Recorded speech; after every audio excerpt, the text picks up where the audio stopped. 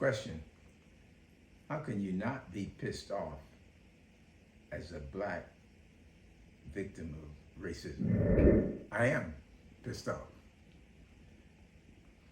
For me, the more relevant question is, how do I respond? What do I do with that anger energy? Early on in my life, I discovered and chose to see if I could seek solutions, redirect that anger toward problem solving. Quite clearly, the agreed upon response to solve the problem wasn't working. Both at the micro level in my own family and household, and at the macro level on a nationwide basis. And so I chose to try to find the answer to the question of what's needed here to solve the problem. And that has taken me on a very exciting life journey.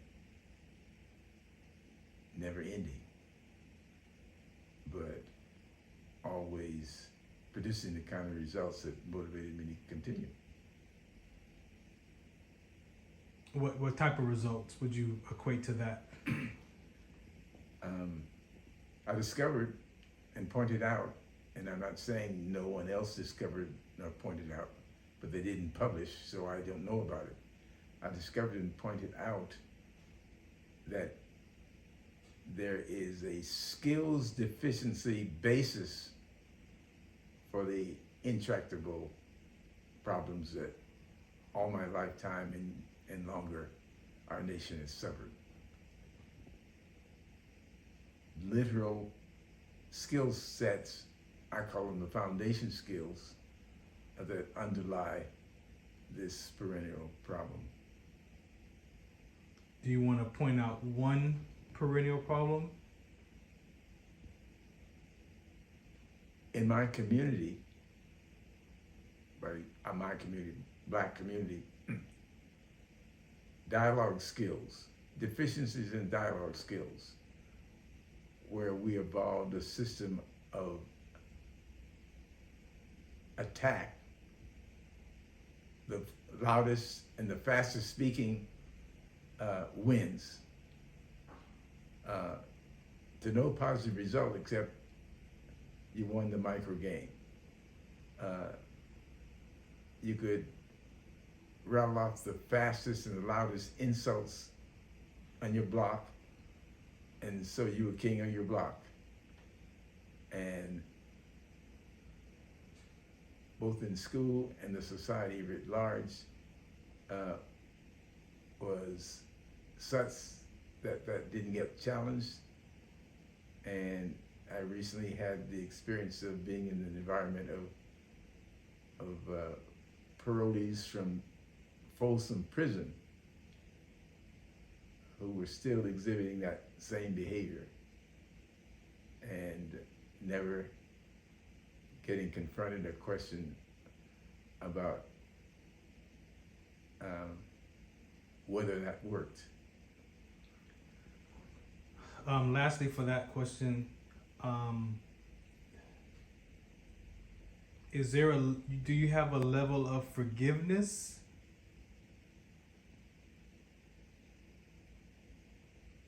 And I don't often use that language, but the answer to the question is yes. It is how I'm able to even get on the road to problem solving. As long as I'm locked into blame and feeling victimized, I'm paralyzed. No creative ideas can emerge. As long as the solutions have nothing to do with me, as long as the solution is fixing the other guy or imploring the other guy to quit hurting me, or in the jargon of the day, get your knee off my neck. There's nothing I need to do except complain louder and louder, and do my best to gain access to media so that my screaming can be heard. But that's not about solving the problem. Question number 2. What is missing in our education system that keeps racism alive? I would assert that our education system, founded for the purpose not articulated, reading, writing, arithmetic, and the people at the time concluding that's the best we can get and that's what our kids need, and we should be grateful that this country has allowed us to come in, and let's not rock the boat. And the lack of experience, the lack of guidance, these people vulnerable, susceptible to whatever the conspiratorial reasons are. Can't you see that your problem are those people? And remember, we started out with a divided nation. The debate was whether some of us were fully human or not. That's the ultimate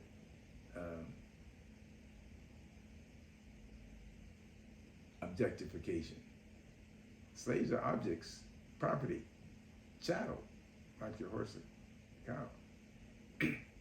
And the people who were making their money off of slavery said, this democracy idea is not too hot. We don't want it. There are more slaves down here than there are white folk. And if you this democratic notion of for the people, by the people, one person, one vote, we'd lose our system would be destroyed in the first wave. And so with a wink and a nod, the Northeasterners said, okay, do your thing down there. And they were on their way to rationalize the poor working class whites. All you need is what we let you have, reading and writing and arithmetic, because you don't want to be like them. Be satisfied with what you're given. And we're not going to let them in the classrooms with you, because that will contaminate you. Okay. Avoid contamination. Keep our kids separate. And the people we elect as leaders and the judges we put on the courts agree to kind of a cute justification concept. Separate but equal. And as ultimately the Warren court concluded, separate is inherently unequal because one group is making all the choices. And so the absurdity, the irony of sit down, boy, and take what we give you, and be grateful. To both groups. Be happy you're not them. And so our nation never got around to discussing and defining and agreed upon a definition of what the purpose of education is. Why are we doing this? Well, it'd take a little bit from industry that said we need people to be able to fill out job applications, so they need to write their name, and in the interim, we'll excuse them not being able to write their name by making an X on the paper, and that was the expedient thing to do when you allowed them in off the ships when they spoke no English at all, and they were totally illiterate. Just make an X, and we'll even make up an Americanized name for you if I can't spell what you're saying. And so the education system began with responding to what industry required of their potential employees. Reading, writing, arithmetic, taught to the tune of a hickory stick. No exception to that. That was, and that was not ethnically or racially based. Everybody got it. The evolution of a kinder, gentler parenting and educational approach happened first among the elite families. They quit hitting their kids. And developed the social science of sociology and psychology that advise this is a good thing, not hitting kids. It enables healthier kids. It enables fewer traumatized kids. It's a good thing to not beat kids. In my lifetime,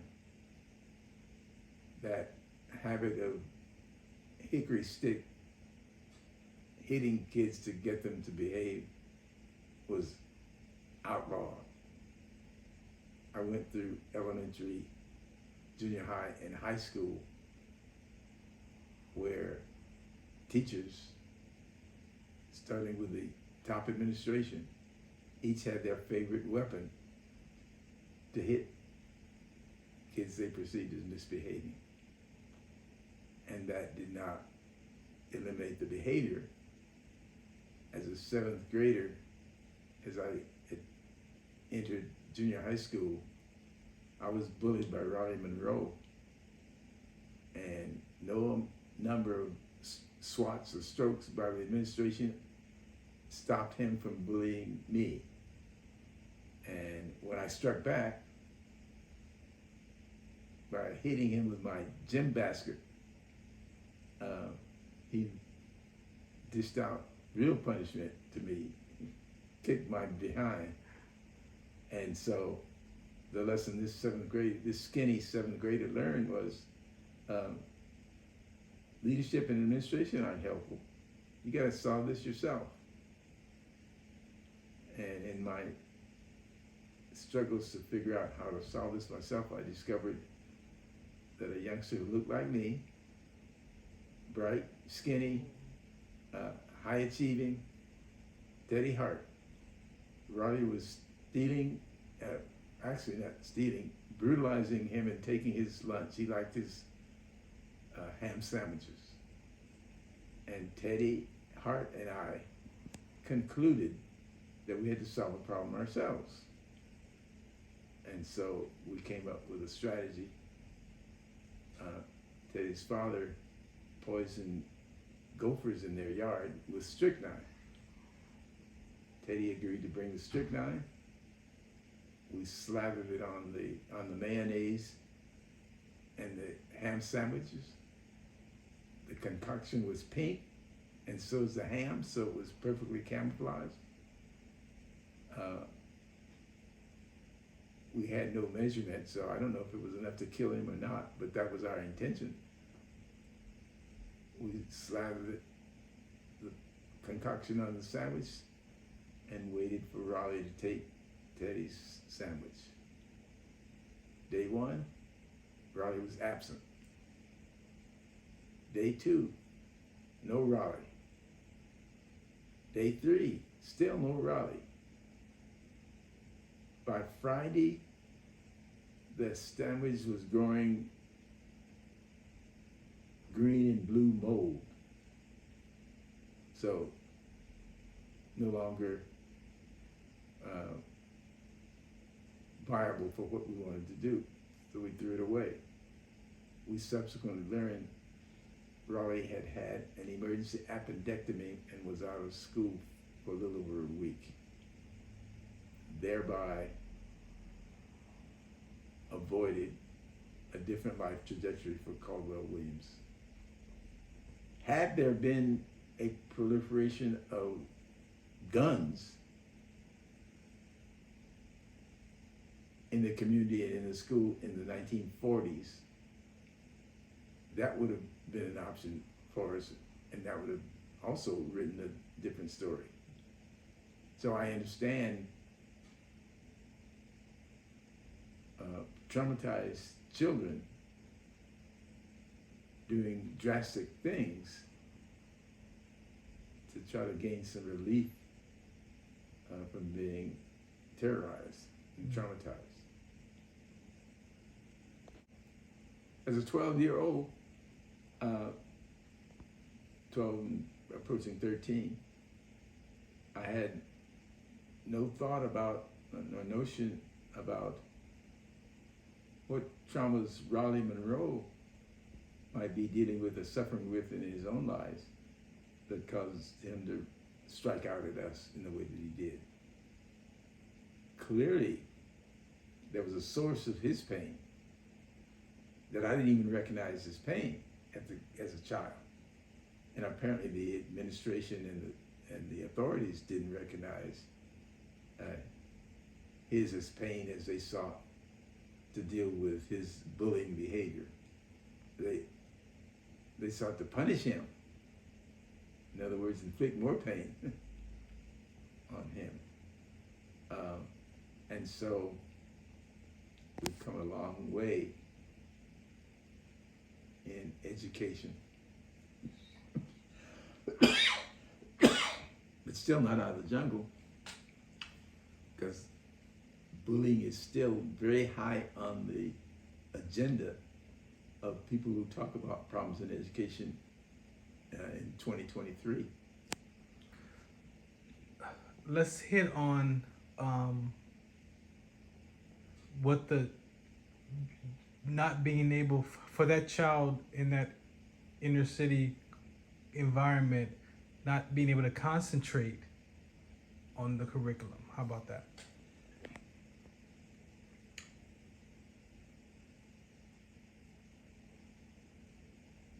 During those bullying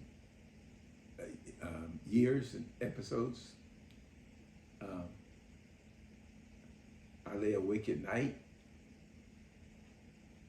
puzzling over how I was going to get through the next day without trauma, without answers or solutions. So there were days and weeks of agony and searching. After having exhausted all the outreach to the authorities, seeking their help with no change in the behavior, I came to, in meeting Teddy Hart, we came to what was the 12-year-olds a rational, reasonable solution: kill him. And that sounds harsh when said by me at this time. Imagine the condition in which that seemed reasonable to traumatize children. And in like manner, many of the other intractable problems suffered in our public schools follow that same pattern or equation.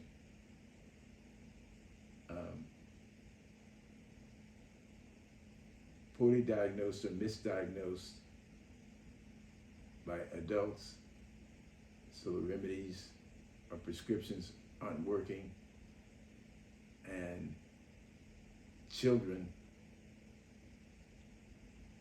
left vulnerable to predators who claim, I can solve your problem, come with me, join my gang. A gang, maybe that I have some support there. Or sexual predators or drug predators. And the people who get the publicity bemoan the persistent problem in our public schools and come up with rewarmed, non-working snake oil solutions. I'm 88 years old. I see being implemented in 2023 solutions that didn't work in 1940. Question number 3.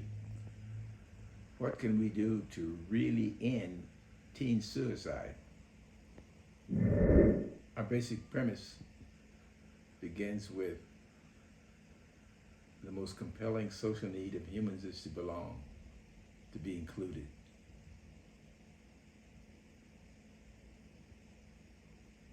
Track the published research.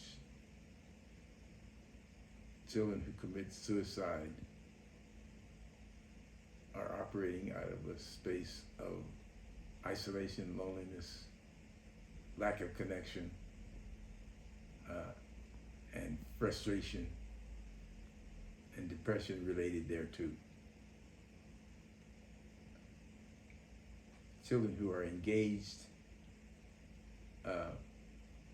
who are experience themselves as being loved in a warm environment and see themselves as having some control of their own environment. Don't kill themselves. And so I assert that if you want to solve a myriad of intractable social problems,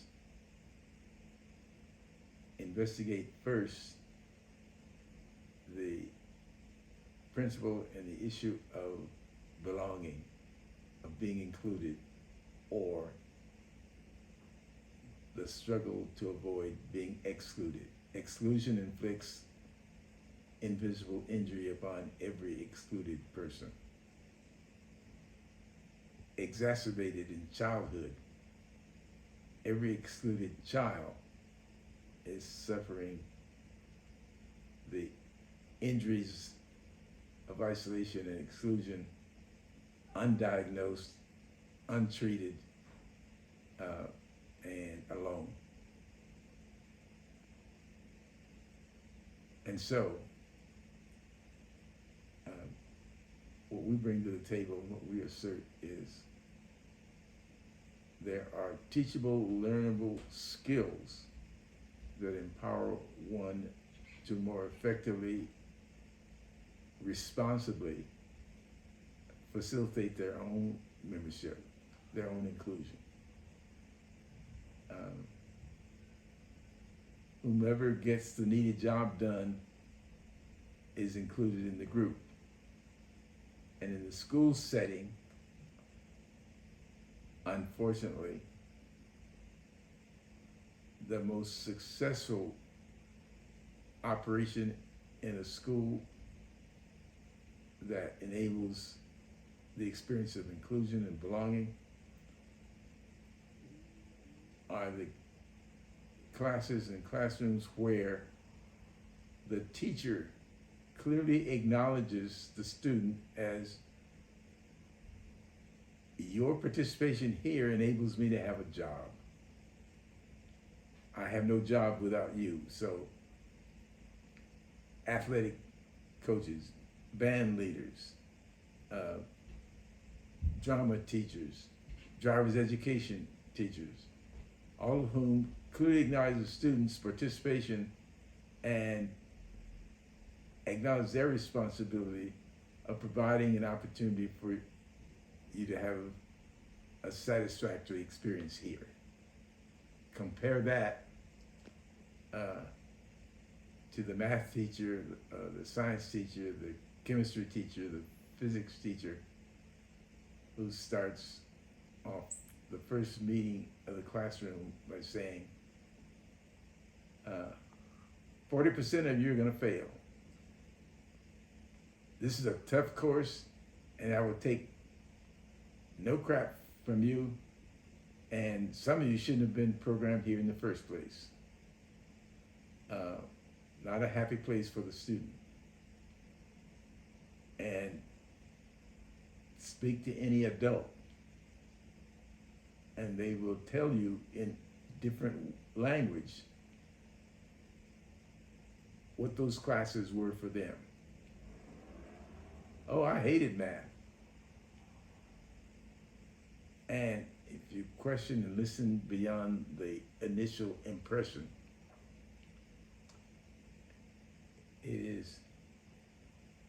I was convinced, reinforced by my teacher, that I wasn't good at math.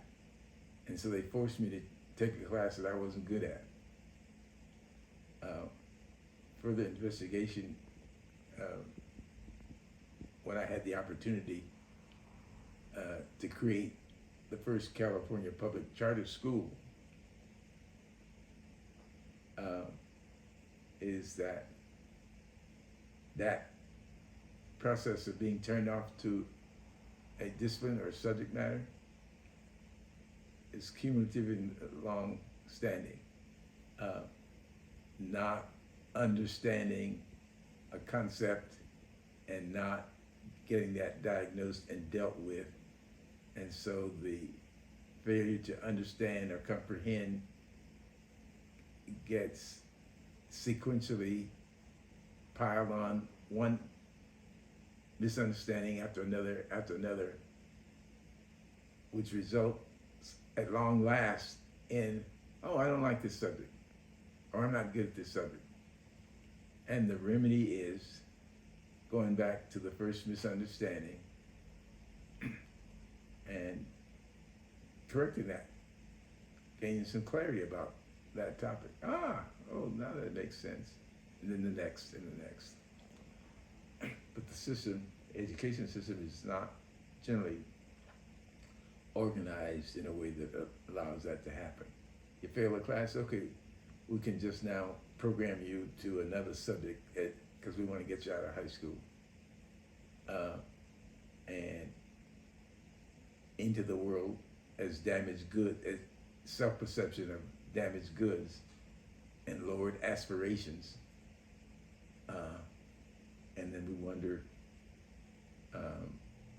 at the cost that for the rest of your life, the society is taking care of you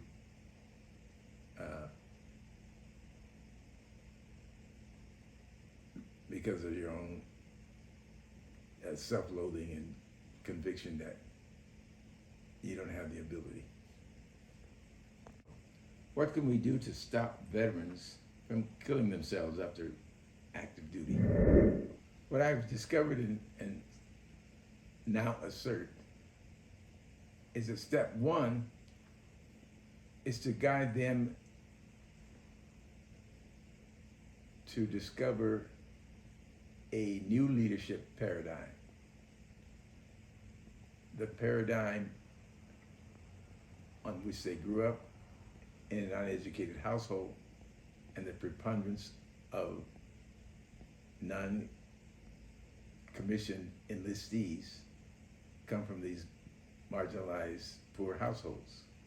So the paradigm, the leadership paradigm from which they come, is evolved from a slave-owning society where the leadership, whether it's king, queen, president, dictator, potentate, is an authoritarian person, usually a man, who controls through dominance and intimidation. And spare the rod and spoil the child. Now you can join the military, which has the same philosophy. Objectify the enemy so you can kill the person your state, your government has defined as an enemy. And you're not killing a person, you're killing an object. And we operate with total authority, and you better behave if you want to stay in here. So a punitive, authoritarian domination, control, and that's how we operate in the world. The one government budget item that's never challenged is the military budget, so that we can authoritatively dominate and intimidate the rest of the world, so our private industry can exploit the world's resources. And so the soldier the military veteran learns that as his model. Separated from service, okay, I'm ready to get on with my life. After a relatively short career, you can retire and still have a lot of life ahead of you, retire in your 40s. Now I'm going to do it myself. So I bring what I know in my leadership model to my household, to a woman who's right in the midst of her liberation as a full partner in the relationship, and you're coming to her telling your buddies about how you handle your woman, and it doesn't work any longer. Now, without guidance, without dialogue, without sophistication, without awareness of what is evolved in the society, you wonder, what's wrong with me? I'm doing everything I know how to do and it's not working. And I surely don't want to talk to anybody about this. I'd be embarrassed, because everybody else, I'm assuming, is handling their woman. And so, what do I do with this pain? Oh, I can sedate it or repress it, the byproduct of which is depression. And at long last, oh, what the hell? My friend Jim, a better man than I, died in combat. I'll just join my buddy.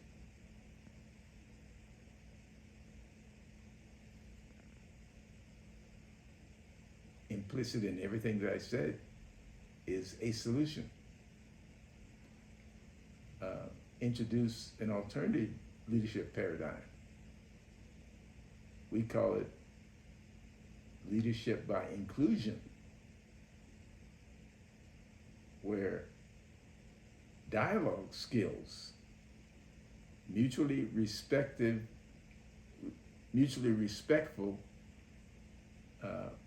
speaking and listening in relationship, gives us another way to operate both in our households and in the world. Industry is still struggling to get that and to implement such a workable model, as well as millions of household individuals struggling to implement a workable model. And therein lies an opportunity for us and others who are willing to take on the task of accelerating this evolutionary awareness. But first, as a society, we need to acknowledge what is, and that is, despite our glowing publicity and romantic stories, we are still dominated by an old leadership paradigm that evolved from our tribal days. No matter whether we're now called an advanced society, we're holding on to primitive leadership. If blue lives don't matter, what happens to us all? Who's smiling on that one? I'm not familiar with it. I mean, I know what the term means, but I haven't heard people say that. The model that we evolved from our tribal inheritance, the enforcement arm for the king or potentate or chief is his law enforcement to carry out his rules. And though you create a democratic republic where the power is supposed to be in the people in the states, they still create the law enforcement folk to carry out and enforce their rules. And to gain compliance, your propaganda, your promotion, your publicity should lift up your law enforcement people so that people will not only obey them, but not sabotage or attack them. And unfortunately, with a history of enslavement, you've got a divided loyalty there among the populace, and a confused division in that loyalty in your law enforcement to protect and defend. Whom am I protecting, and against whom am I defending? And political expediency causes propagandist or conspiratorial interests to pit tribal groups against one another. You're defending white folk against these former chattel, because everybody knows how they are. They're one step from the jungle. And on the other side of that, the conspirators suggest, don't you know what your problem is? He hates you and wants to keep you down. And for darn sure you can't trust him. And so the convergence of those two views, law enforcement personnel guarding against these objectified others and behaving to actualize what they believe, what they've written in the script they've written in their heads, comes up against, on the other side, I can clearly see they don't treat me the way they treat this guy who has lighter skin. Both of which are true. But that problem not being properly diagnosed so that prescriptive solutions don't emerge, the society keeps doing what doesn't work and lamenting that it doesn't work. Now you need someone to blame. And the conspiracy theorists have the solution. You keep blaming the same person that you started out blaming in the first place. It's those people. They are irredeemable. And on the other side, oh yes, it's those people. Look at their history. They've always been racists. Now, what do you do when there's truth in both presentations? Question is, how do we break that? Well, I say start by telling the truth. Acknowledge that you're injured by past history, and that past history says, no. We started out very far from a more perfect union. We lied about the level of perfection. George Washington couldn't tell a lie. Admitted to his father that he cut down the cherry tree. Our first king. Oh no, don't call me king, call me president. And to his credit, after 2 terms, saying, no, that's enough. Let me out of here. Oh my gosh, isn't he a wonderful? We'd really make him king forever if he would say yes, because that's the model we know. And so we can make up romantic stories about that. Notwithstanding the fact that on his property were numerous enslaved folks who did all the work for him. He was this wonderful father of the country was a slave owner. And the guy who had the flowing and flowery words that crafted our original document.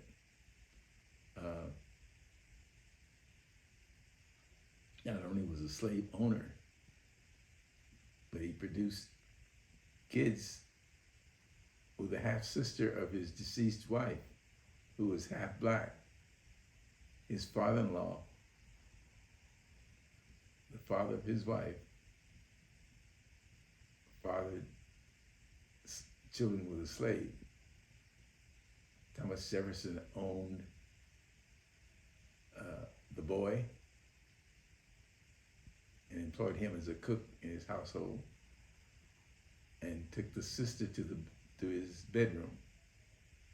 Sally Hemings had a whole bunch of little redhead black kids who ran around Monticello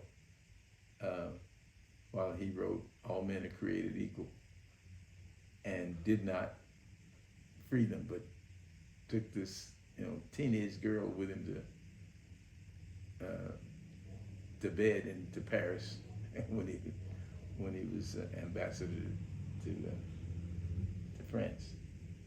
But the words were aspirational. Maybe we can get to that place. And I'm saying, yeah, if we have any chance to get to that place, we start by telling the truth. And out of that will come ideas about how to fix it. I not only agree that blue lives matter, I assert that they're in the same stew in which all of us find ourselves, victims of predatory conspirators who injured us, who've inflicted injury upon us by the system in which we had to live. An example is Mr. Chavin, whose conviction and sentence to prison was celebrated in national media. The boy who killed Mr. Floyd by putting the knee on his neck for a prolonged time that ended his life. And the nation finally celebrated. Oh, we finally convicted one of these terrible persons. I found nowhere acknowledged, nowhere printed or published, anyone who recognized Mr. Chauvin as a victim himself. He signed on to protect and to serve. And his failure to do that, in terms of how that was translated in the court, got him sent to prison. Was not recognized or acknowledged is Mr. Chauvin is injured also. His commitment to protect and to serve was being carried out by him consistent with the script that he had written about his charge, his duty. Protect and serve white people from these less than white people who are objectified as a threat to your community. He was trained that way, grew up that way, was reinforced that way, got a job to do that, and had a track record of doing that consistently and evaluated well.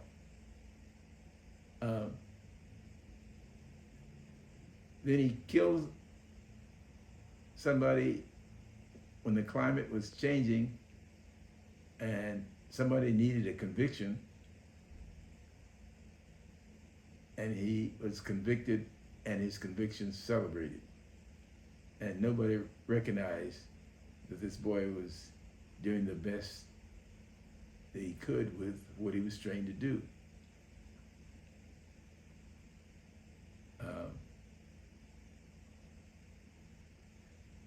Yes, blue lives matter. Blue lives are also injured and need healing. As the whole nation does. We all come out of this romanticized fantasy of being this inclusive democracy. And until we tell the truth about that, we will not come together with creative ideas about how to move forward.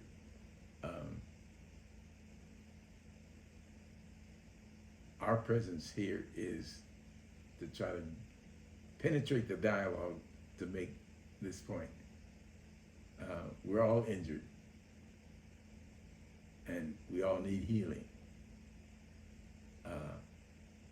Let's consider that, and considering that begins with telling the truth about our own silent, private struggles that we're trying to keep secret. And one way that we try to keep it secret is by joining the gang that supports whatever lets me off the hook. And the basic premise of each of those gangs is, he did it. Okay. Question number 6. Professional athletes in trouble off the field. What's up with that?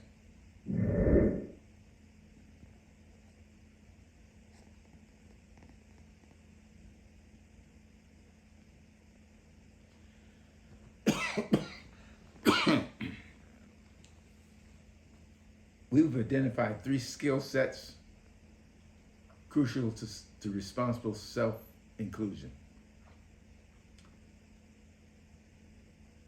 A skill set that I would like to focus on and answer this question is a skill set for achievement, a roadmap to achievement. People who operate professional sports franchises and the colleges and clubs that feed into that industry have evolved a system that's well known but not publicized and so not discussed. A system of mentors who identify children with potential athletic prowess with the long-term goal of making money off their professional performance. If I can nurture him along to a successful entry into the NBA, the NFL, the Major League Baseball, the professional soccer, I can get rich off of his labor. And so the system, nowhere explicitly taught, but picked up by enterprising, astute, bright men. I'm gonna find me a boy, and he's gonna be my ticket. Identifies the child during childhood, not adolescence, childhood, 6th grade. Convinces the boy's parent, usually it's a mother, but it's also the same with fathers who want to get their economic situation improved. Let me have your boy, I take him under my wing, and I'll nurture him all the way to whatever the big payday is.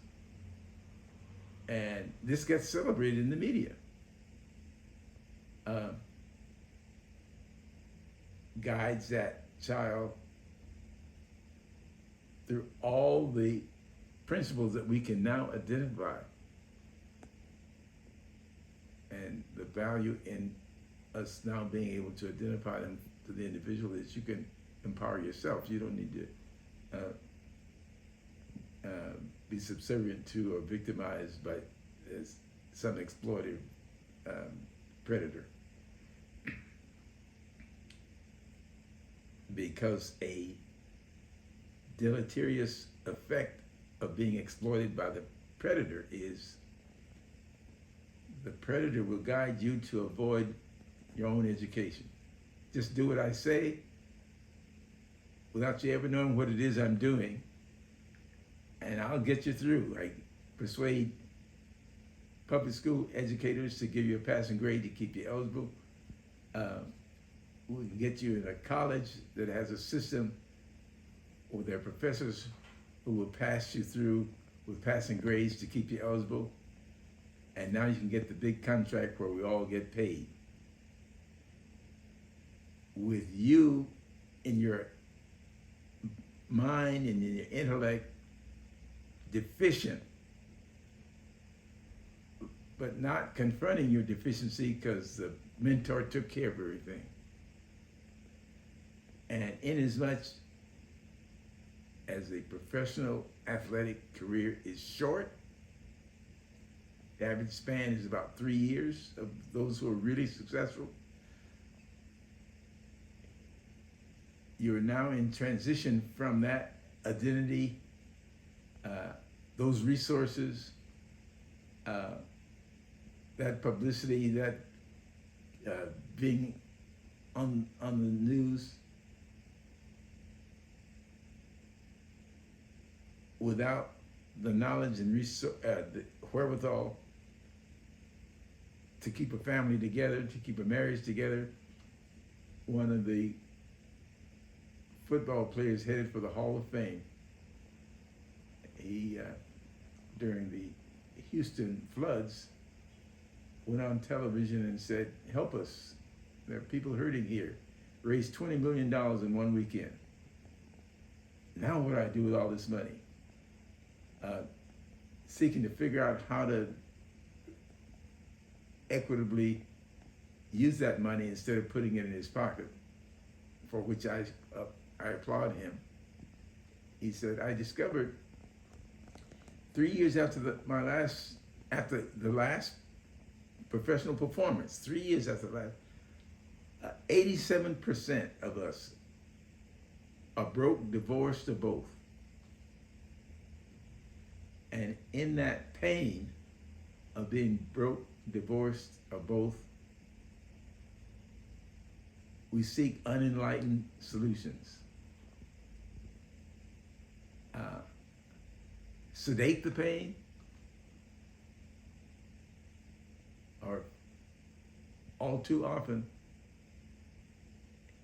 in the pain like military veterans, but just killing ourselves. And the sedating the pain is just a slow way of killing ourselves. The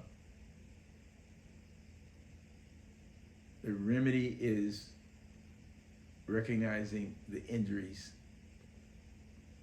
of being excluded from your own life while people celebrated the benefits you created for them,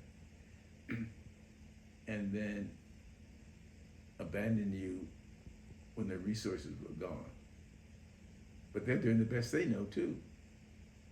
Okay?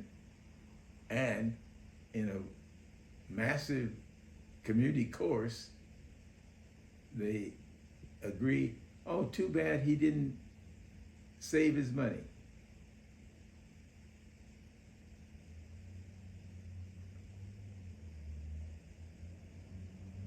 Our remedy, nip it in the bud. Go back to that transition from elementary to middle school, where the mentor swept you off your feet, and say, parents particularly say, yeah, we'll go along with you, but we'll not abandon his learning to do the work. We'll work with you. And if you're not available to work with us, we'll find another mentor.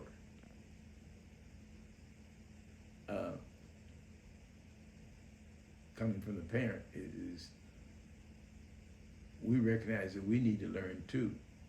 This is a journey together. No, I decline to hand my child over to you.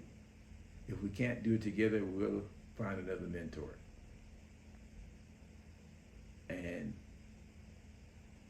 my observation is that rarely happens, and it does happen sometimes with parents who themselves are a generation ahead, because the parent went through this process and survived, and so they are more present in their child's life to provide the guidance, because they understand what the road is like. And so you find former athletic veterans who are surviving, even thriving, and 100% of the time you can trace their lives back to they had guidance from parent or step parents or somebody in their lives who didn't hand them over to somebody else, and participated in their lives. And I'm not speaking about, because I don't have the information to make the judgment, I'm not speaking about the quality of that parenting. I'm talking about the presence of those parents in the lives of those athletes who survive. You know, Shaq and Curry and many others whose names don't pop into my mind right now. Well, our parents are perpetuating the pain from their own past onto their kids. All any parent can do is the best they can with the information they have. And if I'm injured, undiagnosed, untreated, I pass on who I am. And whatever the pathologies of my injuries, they're manifested in my relationship with my children. not to mention at levels of which we're not yet aware of how subtle in the evolution DNA biological changes accompany the injuries. We're finding out more and more about that from a relatively new friend of mine who suffers sickle cell traits. And the recent discoveries about those biological transmissions that we heretofore were not aware of. So, what else can anyone do except what they know? And so, I assert that that calls for a broader perspective in seeking to heal a problem. Trying to heal a problem with the child who shows up in the classroom is not sufficient when that child is coming from a house, from an injured household. My personal experience, having parents who were first generation free, who I learned well into adulthood, although they did not acknowledge, and I only figured out and connected the dots much later, they're intimidated by schools where they had not attended. And so they absented themselves from my school experience and hoped that the school would get the job done. And I happened to be fortunate enough to have gotten from them something that caused and enabled me to discern what was promising to be helpful and what was promising to be damaging to me. And I navigated that with a degree of success, and I'm still here at 88. Whereas virtually none of my peers made it this far. And so the school environment is intimidating for the families most in need of what the school is seeking to teach. And those are the people who stay away until they're summoned because their child is in trouble. And the school bemoans the fact that we can't get these people to show up at any of our parent nights, blah, blah, blah. Okay. We, even when they're saying, we could help them if they'd show up, but we create a hostile climate that is not welcoming to them, which is just the opposite of inviting enough for them to show up. Look at our culture. Look at our churches. Music, song, dance creates a climate in our community that is inviting. You can go all the way back to our roots in the homeland, in the continent. People in the community dance together. It's a vehicle for bringing us together and making people feel safe. In our model pilot program, we have a song, and by the way, I want to find out whether you've had a chance to listen to that song. Song, choreographed, the students learn to dance, so the monthly assemblies for the whole community, we get together and we laugh and we dance together, and the kids, so the parent begins to discover with their kid in 6th grade that this is a welcoming place for you. This is what we're doing together, and we're going to share with you what your child is learning. change that whole educational paradigm. It's a community paradigm. It's where we come to support the growth of our children with an opportunity to grow ourselves. Is the prison system just a modern form of slavery? I'll just share some thoughts that I have about the prison system. I don't know about the slavery analogy, but the history of our prison system is that it is a punitive warehousing.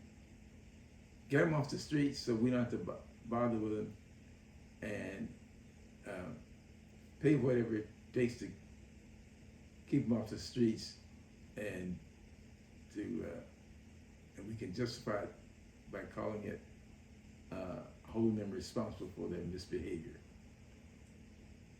And then in my lifetime, starting with the Mount Rushmore Reagan,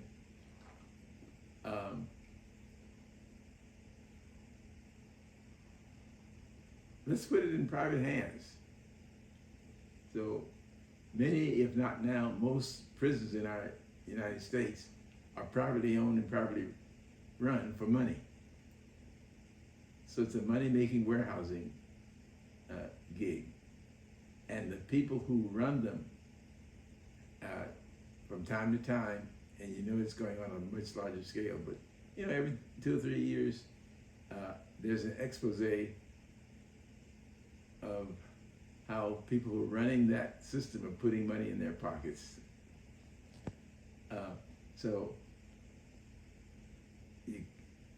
My language doesn't relate that to slavery. I'm not suggesting that it's not. I'm just saying I can understand the people who see it through those lenses.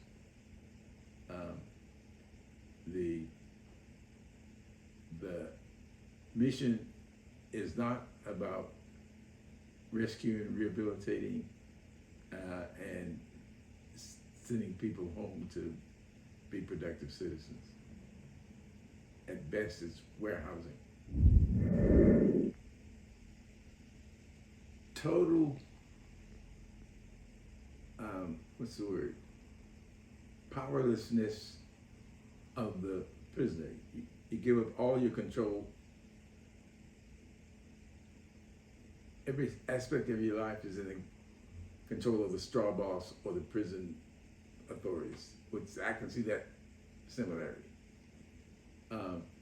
And you do not benefit from your labor. And they make you work.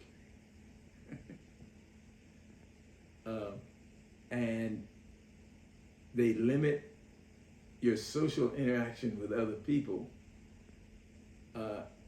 and make it illegal for you to do anything that you might pursue of your own initiative in terms of relationships and the like. And then they condemn that. There is no prison without sex, for example.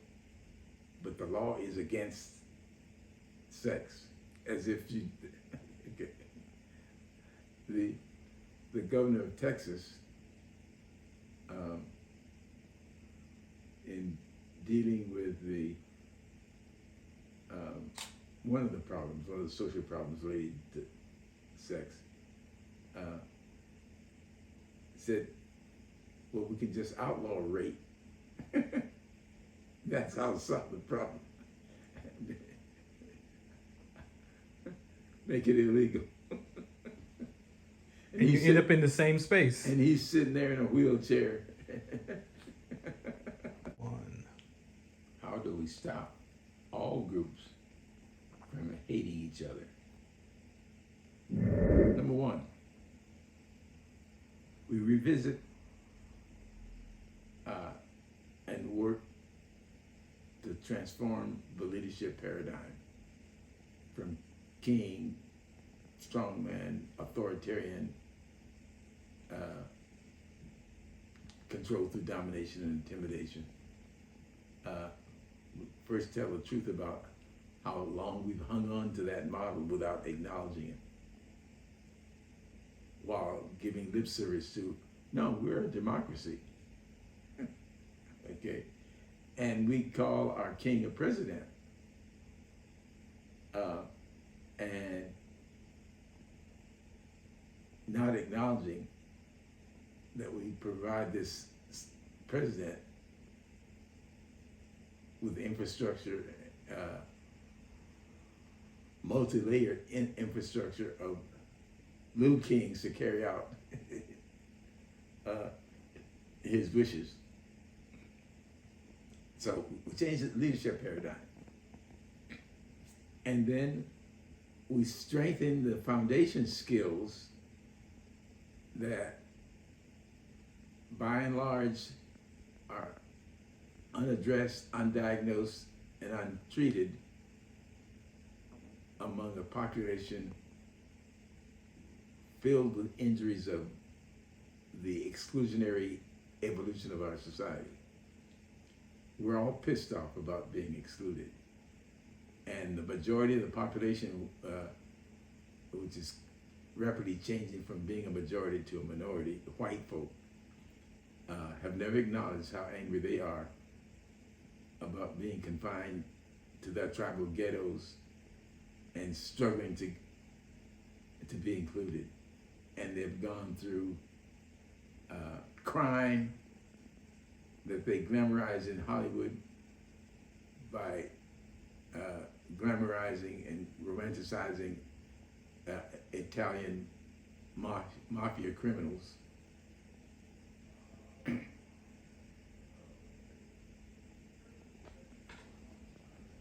Now when black and brown people are mafia criminals, they're excoriated and put down.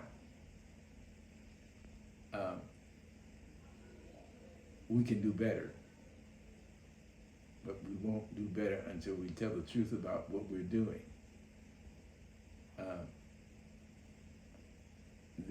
We are perpetuating the exclusion authoritarian model without acknowledging it. And we have agents working hard to perpetuate the divisions among us. Don't you see what your problem is? It's those Mexicans lined up at the border. They're trying to take your jobs. And in another conversation in the next room, don't you see all these angry black people who are trying to, whatever, and in the next room, don't you see it's a white man, he's a devil, and he's trying to prevent you from having children by promoting transgender and by promoting abortion, by promoting, all that stuff. He hates you. And you're a fool if you're not hating him back. And what you should do is create your own society within this group, because look at all the money we have if we pulled it together without any recognition that the reason why these people have all this money is that they didn't pull it together in this little ghetto. And this conspiracy group excoriate them for it. What are you doing for our community? Well, what every other rich person does, trying to take care of his own and defining his own as his family, not his race.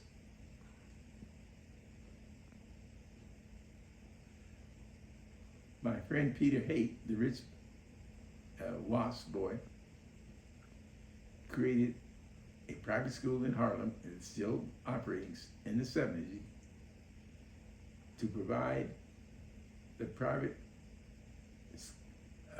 close personal education that he had as a rich white boy to black kids in Harlem.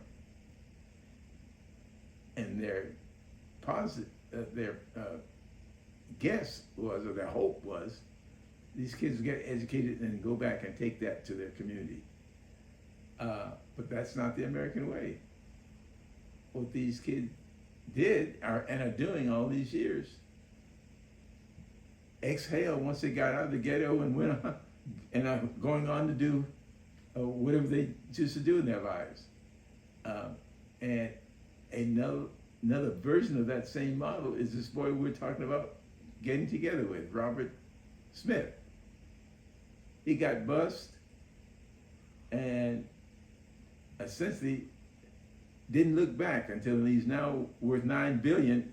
So he said, now, remember our transition roadmap? He's got all this money. He's now looking at, I still have an empty space in my life. I need to find, now I'm interested in satisfaction, fulfillment. And so he's evolved to that stage. Our task is to get on his calendar so that we present ourselves as an alternative way for him, one of the alternatives that he can invest his resources in to feel good. And having this conversation today with Calvin confirms for me that he's already on that path, because he gave $34 million to those kids at that college. That means that there is emerging in him that consciousness that says, I can do more. And according to Calvin, when he talks about a film project in Africa, he's not evolved beyond stage 3 yet. He's still in stage 3. Somebody,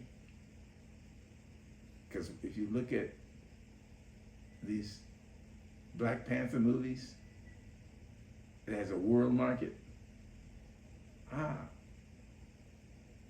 Finally, somebody's noticing that a movie made with black faces can sell tickets. The Jews used to think that couldn't happen. Okay? And so evolution takes its own time, and none of us live long enough to see the full picture, but it's happening at a rapid pace. I think I might have mentioned to you once that friends and relatives of ours from the East Coast would call on the telephone, turn to channel 4, there's a black person going to be on tonight.